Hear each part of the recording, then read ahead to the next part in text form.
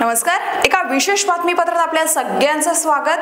हुंड्यासारखी ग्रुपता आजही आपल्या समाजामध्ये आहे आणि त्यातून जाणारे बळी हे अद्यापही थांबत नाही. ही बाब खरोखरच चिंताजनक आहे. याच नुकतेच घडलेले उदाहरण म्हणजे वैष्णवी हगवणे मृत्यू प्रकरण. 16 मे रोजी राष्ट्रवादी काँग्रेस अजित पवार पक्षाचे नेते राजेंद्र हगवणे यांची सून वैष्णवीने 16 मे रोजी आत्महत्या केली आहे. यामागे हुंड्यासाठीचा छळ, कौटुंबिक हिंसाचाराचे आरोप आहेत.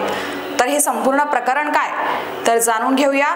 पुण्यातील मुळशी तालुक्यातील भोकुम येथे 16 मे 2025 रोजी वैष्णवी शशांक हगवणे या 23 वर्ष विवाहितेने गळफास घेऊन आत्महत्या केली आहे. वैष्णवी राष्ट्रवादी काँग्रेसचे नेते राजेंद्र हगवणे यांची सून होती.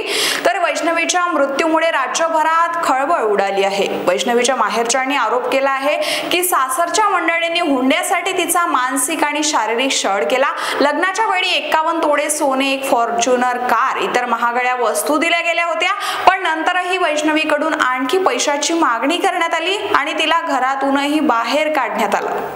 वारंवार होणारा छळ सहन न झाल्याने तिने आत्महत्या केली असंही वैष्णवीच्या माहेरच्यांचं म्हणणं आहे. वैष्णवीच्या वडिलांनी पोलिसात दिलेल्या तक्रारीनुसार तिचा नवरा शशांक आणि सासरे राजेंद्र हगवणे यांनी आर्थिक कारणामुळे तिला मारहाण केली. एकदा तिच्या वडिलांनी विचारले, वैष्णवीच्या अंगावर इतक्या जखमा कशा? यावर राजेंद्र आणि शशांक म्हणाले, आधीच सांगितलं होतं आम्हाला पैसे पाहिजेत.